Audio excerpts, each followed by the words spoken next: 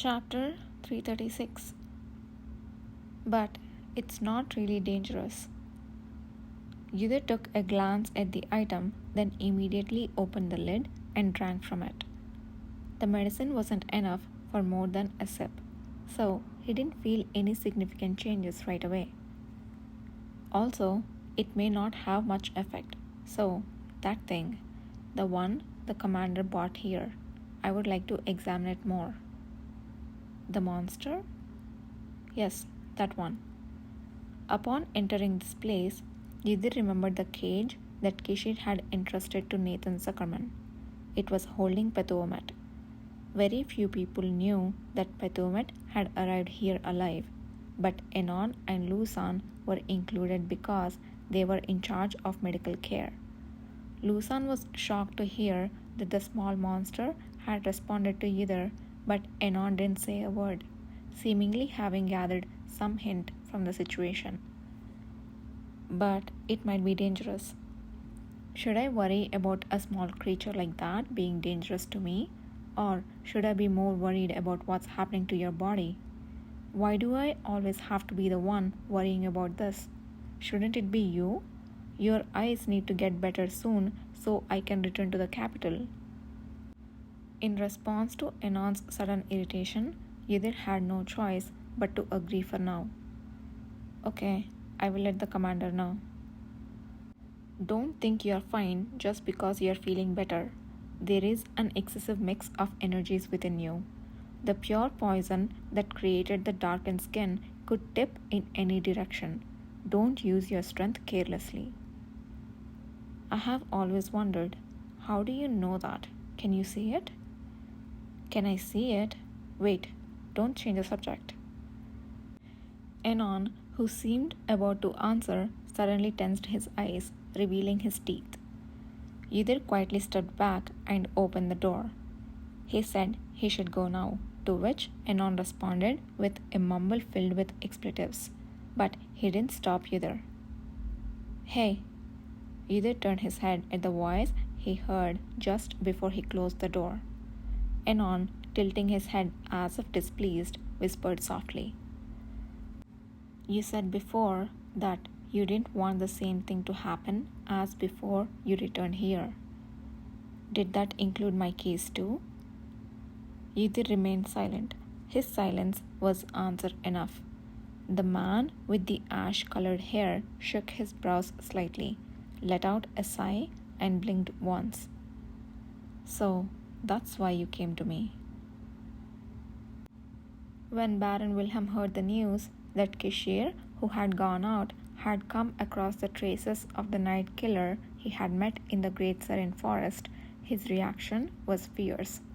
He immediately doubted the number of guards patrolling Tennu, and even sent out knights who normally didn't patrol the streets to conduct inspections. The people of Tennu, unaware of the reason, trembled in confusion. But Baron Wilhelm placated them by simply saying it was to capture a dangerous criminal. His haste will help us. I'm planning to follow the areas where he has sent a concentrated number of knights. Returning from successfully manipulating his target with a single sentence, Kishir removed his coat with a satisfied smile. As he began to unbutton his shirt without hesitation, Yudhir certainly averted his gaze. It was a sight he'd seen in the morning, but somehow, watching him undress at night felt a bit more provocative.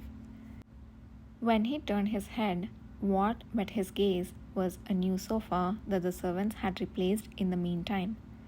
When Yudhir had returned before Kishir and seen the mountain of gift boxes and newly changed sofa, he was overcome with a strange feeling as he remembered what they had done on the ruined sofa. He mused that seeing the new sofa had troubled him more than when he had actually caused the mess, knowing that Kishir would undoubtedly laugh if he admitted this. How are things with the members? Have you explained everything to them? Yes, Yudhir reflexively answered, lifting his head once more. The sight of Kishir's exposed torso caught his eye, making him pause momentarily. Ever said she heard a strange rumor today. Did you already receive a report about it? No. What happened? Kishir's neck and shoulders glistened under the chandelier light. The straight bones leading to the inside of his shoulder, the shadow filling them like a well, and the perfect line formed by his chest flowing down like water drew his gaze with their beauty. Either? Yes? Either came back to his senses at Kishir's call. I apologize. According to Ever, suddenly he couldn't remember what Ever had said. He realized for the first time how hard it was to keep his cool, with his waist reflexively tensing up and an uncomfortable sensation creeping in simultaneously. I see. We'll have to investigate that as well. However, after listening to Yudir's full statement, Kishir narrowed his eyes slightly and stepped closer. Did something happen while I was away? A worried voice accompanied his touch as he grazed his cheek. Through the chill of it, Yudir only then realized how heated his own skin was.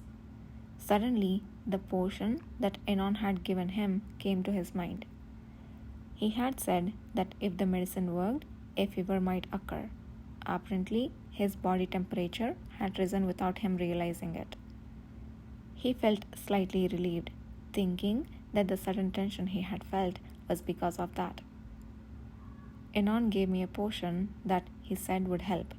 It seems to have caused a fever. A potion? He said that the reason my eyes aren't getting better could be because they had already partially adapted to the monster blood before the magic casting. The hand stroking his cheek paused momentarily.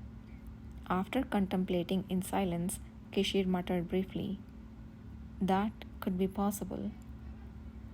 It's a potion to move vitality, so it might cause a bit of fever, but it won't be harmful to my health. More importantly," Either sighed softly and turned his head. "Please let me go now." His hand withdrew, but the tension didn't disappear because Kishir's bare upper body was too close. "Do you feel unwell?" "No, I'm fine." "Really?" "I'm really fine. So, for now, I wish you would start by getting dressed." "It seems like you're really okay." Only then did Kishir raise the corners of his mouth, seeming to believe Yudir's assertion that he was not unwell. "Where did you put the clothes I had washed? I thought they were here, but I don't see them." "They are over there. Please wait." Hoping that his face hadn't revealed his discomfort, Yudir rose from his seat. The indoor shirt for Duke Paleta had been washed and folded neatly on the bed. As he returned with it, he was reminded of a similar situation from a day when Kishir's condition had been poor and he had been lying in the commander's bedroom.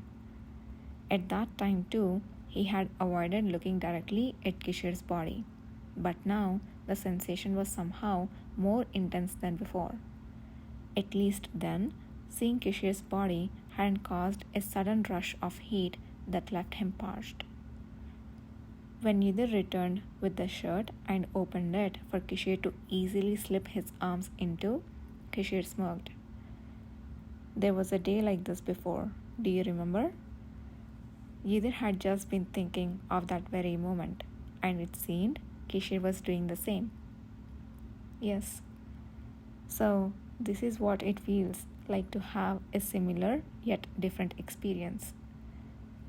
Yudir didn't respond. It felt as though he'd been caught in his thoughts. Once Kishir had slipped his arms into the shirt, he began to button it up himself, smoothing out the fabric. His movements were expertly done. "Did you already have your meal?" "No." Yudir hadn't eaten dinner because his conversation with Enon had gone longer than expected, but he didn't mind. He wasn't particularly hungry. "I didn't feel like eating with Baron Wilhelm, so I just had some tea." In that case, we should have something bought here. I'm fine. There is nothing more melancholy than eating alone. Let's eat together. Even though Yudhir knew that Kishir ate most of his meals alone at the cavalry, he found himself agreeing. Once Kishir discovered that Yudhir had skipped a meal due to his conversation with Anon, he uncharacteristically inquired further. It's the first time I have heard you say that you lost track of time in a conversation. Was it that interesting? It wasn't an interesting conversation. In fact, it was closer to the opposite. But Yudhir couldn't tell him what they had discussed, so he changed the subject. Just a discussion related to my condition. Anon asked for a personal examination of the monster. The monster?